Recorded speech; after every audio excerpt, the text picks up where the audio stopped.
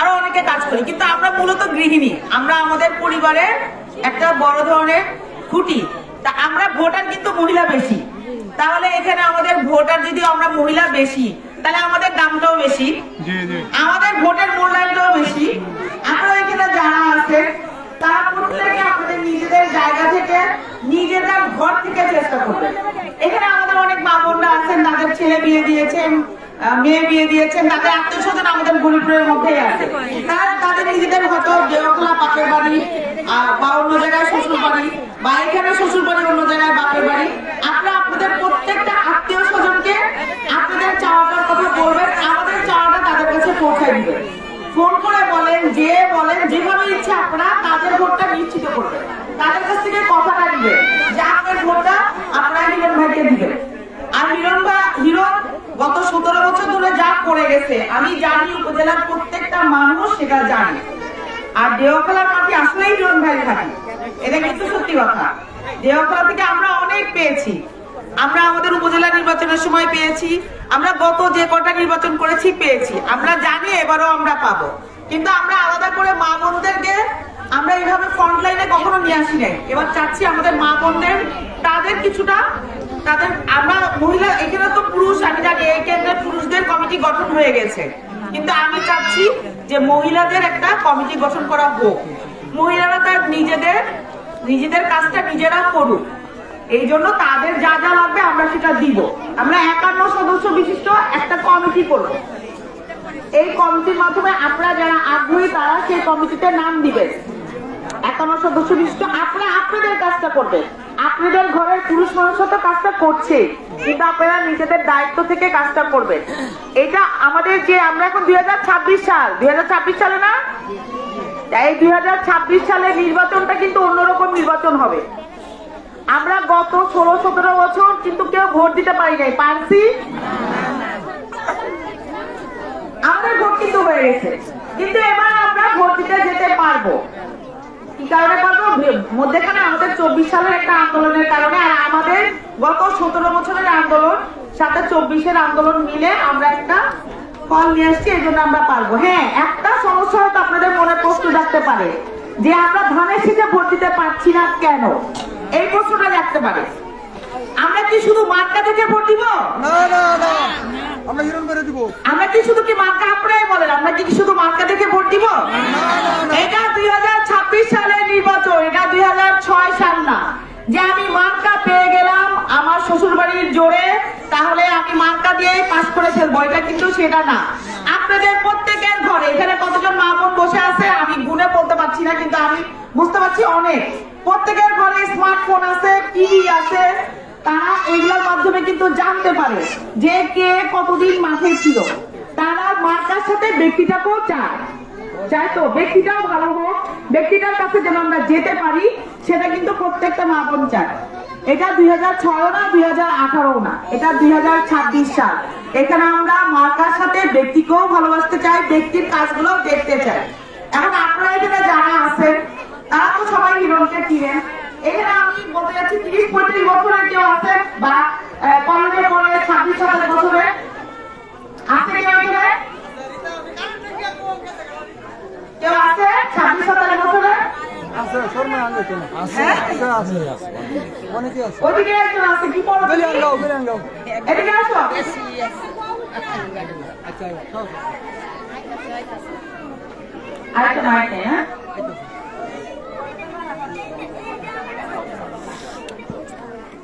আসো, মাইক নিয়ে আসো। করো। কি পড়ো তুমি? আমি এবছর আমি ডিগ্রি ফাইনাল দিয়েছি। আচ্ছা আচ্ছা ওকে। আচ্ছা, আমি তোমাকে একটা প্রশ্ন জিজ্ঞেস করি। এবছর তুমি ডিগ্রি ফাইনাল দিয়েছো, তুমি গত 17 বছরে আমি জানি আস্তে আস্তে বড় হয়েছে, তুমি কখনো কার নামটা তুমি বেশি শুনছো? ইঞ্জিনিয়ার ইকবালের নাম তুমি কবে থেকে শুনছো? আমি এখানে আসার পর থেকে হিরণ ভাইয়ের নাম শুনতে পাচ্ছি। আমি বিয়ে হয়েছে আমার 8-9 বছর হয়েছে এখানে, তারপর থেকে আমি হিরণ ভাইয়ের নাম শুনতে পাচ্ছি। আচ্ছা, তুমি স্টুডেন্ট এবং তুমি বিবাহিত? হ্যাঁ। গুড। আচ্ছা আচ্ছা, আপনারা এইভাবে কিন্তু বের করতে পারবেন। ইঞ্জিনিয়ার ইকবালের নাম এখন শোনা যাচ্ছে, আপনার নভেম্বরের 3 তারিখের পর থেকে শোনা যাচ্ছে। এর কিন্তু তার নামটা নাই। এই মাঠে ঘাটে এই রাস্তায় কে ছিল আপনি কি সেটা বলতে পারবেন? এই বাচ্চা মেয়েটা হ্যাঁ বিয়ে হয়ে গেছে, ডিগ্রিতে পড়ে। এরকম কিন্তু অনেক বাচ্চা কাচ্চা আছে যারা আওয়ামী শাসন আমলে বড় হয়েছে। তারা কখনো যদি ইঞ্জিনিয়ার ইকবালের নাম শুনে আমাকে একটা হাত উঠে বলেন যে আমি এই 17 বছরে একবার ইঞ্জিনিয়ার ইকবালের নাম শুনছি।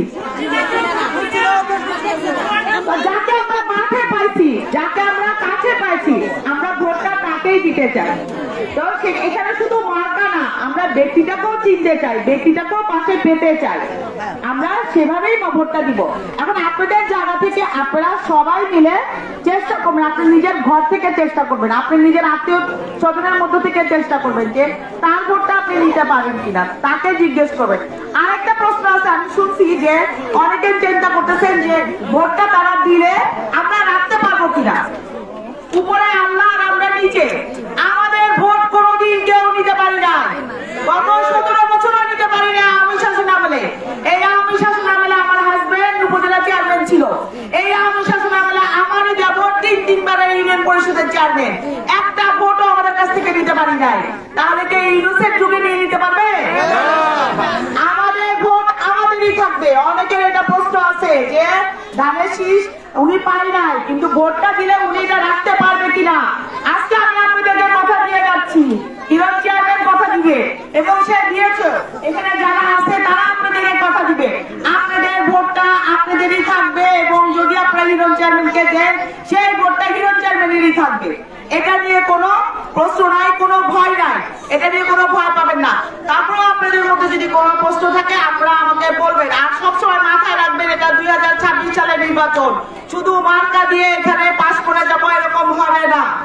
আপনারা ব্যক্তিকে ভালোবাসেন, ব্যক্তিটাকে চিনেন, ব্যক্তিটা কি করে সেটা জানেন, গত 17 বছরে সে কি করছে সেটা জানেন। আমি গত 20 বছর হলো আমার বিয়ে হয়েছে। এই রাজনীতির কারণে সে কোনোদিন ঠিক মতন সংসার করতে পারি নাই, সে জেলে থাকছে বেশি। আমি জেল আর কোর্ট এই দুটা জায়গাতেই বেশি যাওয়া আসা করছি। আমার একটা মাত্র সন্তান, সেই সন্তানকেও সে সময় দিতে পারিনি। আমার সন্তানটা এভাবেই বাবার ভালোবাসা ছাড়া বড় হয়েছে। তারপর দল আমাকে মূল্যায়ন করতে পারি নাই, কিন্তু আপনারা তো মূল্যায়ন করবেন। আপনারা কি মূল্যায়ন করতে চান? আমি আপনাদের কাছে 12 তারিখে শুধু এটাই দেখতে চাই। আর এখানে যারা মা বোনরা আছেন তারা 9 তারিখে ছিল। 9 তারিখের ঘটনা আপনারা প্রত্যেকে জানেন। 9 তারিখে যা হয়েছে সেটা আপনারা প্রত্যেকে জানেন, আপনাদের সামনে হয়েছে। আমরা কি লাঠি নিয়ে মারামারি করতে গেছিলাম? আমরা মার খেয়ে আমরা চলে আসছি। কিন্তু আমরা যদি চাইতাম তাহলে ওখানে আমরা মারামারি করতে পারতাম। আমাদের কোনো পুরুষ সংশোধনে ছিল বেশি, কিন্তু আমরা করি নাই। আমরা চেয়েছি দল আমাদেরকে বুঝুক, দল আমাদেরকে বুঝি নাই, তাহলে আমরা এখন আমাদেরটা বুঝবো। এইভাবে চিন্তা করে আপনারা আপনাদের ভোটটা দিবেন। আপনাদের ভোট রাখার দায়িত্ব আমাদের এবং আপনার জায়গা থেকে আপনার আত্মীয় স্বজনের ভোটটাও আপনি নিবেন। এই যে একটা মেয়ে, সে মাত্র ডিগ্রি পরীক্ষা দিবে, সেও কখনো নাম শুনি নাই, সে নামটা 5-7 বছর ধরে হিরণ চেয়ারম্যানেরই শুনে। এটা প্রত্যেকটা জায়গায় আপনি দেখবেন। এই কথা জিজ্ঞেস করে একটা 30 বছরের যুবকও ইঞ্জিনিয়ার ইকবালের নাম সে শুনছে মাত্র 6-7 মাস হলো, এর আগে সে শুনি নাই, কখনো আন্দোলনে দেখি নাই। ইঞ্জিনিয়ার ইকবালের মামলা আছে কোনো? হিরণ চেয়ারম্যানের 100-র উপরে মামলা। এখনো আমার একটা দেবর জেলে, এই আওয়ামী শাসনে আমলে জেলে গেছে, এখন পর্যন্ত তাকে আমরা বের করতে পারি নাই। আপনারা যদি আমাদের প্রতি দয়া হয়, আমাদের যদি একটু চিন্তা করেন আমাদের কথা, আমরা এই ছেলেটাকে বের করতে পারবো যদি আমরা ওই জায়গা পর্যন্ত যেতে পারি।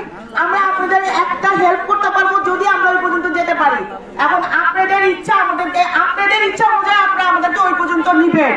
12 তারিখে আপনারা ওভাবে আমাদেরকে ভোট দিবেন। আর আমরাও ভোটের ইয়েটা তুলে নিয়ে আমরা সংসদে যাব এবং সংসদে আমরা একা যাব না, আপনাদের চাওয়া পাওয়া নিয়ে যাব। এটা আমি কথা দিয়ে রাখছি। যদি আমার কথার কোনো বরখিলাপ হয় আপনারা সোজা আমার বাড়িতে যাবেন, আমাকে ফোন করবেন না। এখানে যারা ছেলেপেলেরা আছে তাদেরকে বলবেন, আমি নিজ দায়িত্বে সেটার উত্তর দিব। আমার বাড়ির কোনো গেট নাই, আর আমার ঠিকানা ঢাকায় না, আমার ঠিকানা গরিপুর, আমার স্থায়ী ঠিকানা গরিপুর, আমার স্থায়ী ঠিকানা ঢাকার না। আমাকে ঢাকায় গিয়ে খুঁজতে হবে না। গরিপুরে আপনারা যেভাবে যখন যাবেন আমাকে পাবেন, আমার হাজবেন্ডকে পাবেন। সেই চিন্তা করে আপনারা আপনাদের জায়গা থেকে ভোটটা দিবেন। এভাবে দিবেন। আমি এর বাইরে আর কিছু বলবো না। আপনাদেরও যদি কিছু বলার থাকে, আমার কাছে কিছু চাওয়ার থাকে, আপনারা চাইতে পারেন। আপনারা অনেকক্ষণ ধরে আমাদের জন্য বসে আছেন, এই এরকম দুর্যোগের মধ্যে এরকম ঠান্ডা বসে আছেন। আমরা এই জন্য সবাই খুব আন্তরিকভাবে আপনাদেরকে ধন্যবাদ জানাচ্ছি। আপনারা আমাদের বসে থেকে কথাগুলো শুনছেন, কিন্তু আজ থেকে কাজ করে যেতে হবে 12 তারিখ পর্যন্ত। একটু কষ্ট করেন আপনারা, একটা মাস একটু কষ্ট করেন আমাদের জন্য।